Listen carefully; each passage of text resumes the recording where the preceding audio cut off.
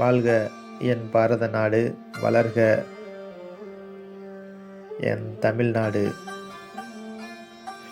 வாழ்க என் முன்னோர்கள்,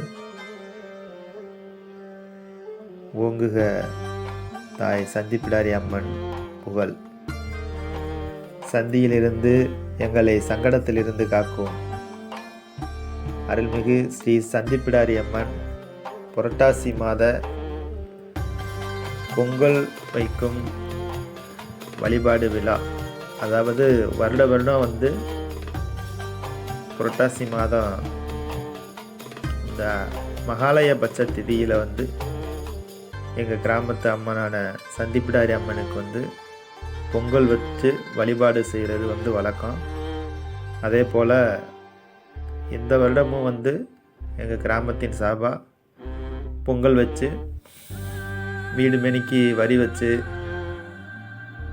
அதுபோக தலைக்கட்டுக்கு ஒருத்தருக்கு மொத்தமாக எல்லாரும் பல்லையம் போட்டு சாமிக்கு படையல் போட்டு காளாஞ்சி மாதிரி ஒருத்தருக்கும் 10 வாழைப்பழம். நீங்கள் இந்த வீடியோவில் பார்த்தாலே தெரியும், ஒரு தேங்காய் 10 வாழைப்பழம், இந்த மாதிரி அந்த காலம் தொட்டே முன்னோர்கள் காலம் தொட்டே இது நடந்துக்கிட்டு வருது. அதை நாங்களும் இப்போ விடாமல் அதை வழிபட்டு வர்றோம். முன்னாடி ஒரு வீட்டுக்கு ஒரு வரி மேனிக்கு 1 கிலோ கறி மேனிக்கு கொடுப்போம். இப்போ அந்த நடைமுறை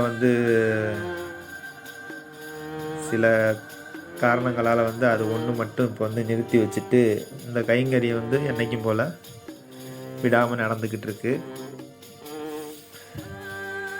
மிகவும் ஒரு சக்தி வாய்ந்த அம்மன். எல்லா கிராமத்துலேயுமே இந்த மாதம் பெரும்பாலும் முளைப்பாரி திருவிழா நடக்கும். அதுக்கான கால சூழ்நிலை எங்கள் கிராமத்தில் இன்னும் வரல. கூடிய விரைவில் வரும்னு எதிர்பார்க்குறேன். கோயில் கட்டி அம்மனுக்கு நாங்களும் முளைப்பாரி எடுத்து அடுத்த தலைமுறைக்கு இதை எடுத்து செல்வோம். இதுபோல் வீடியோக்கெல்லாம் வரும் தலைமுறை மக்கள் பாருங்கள்.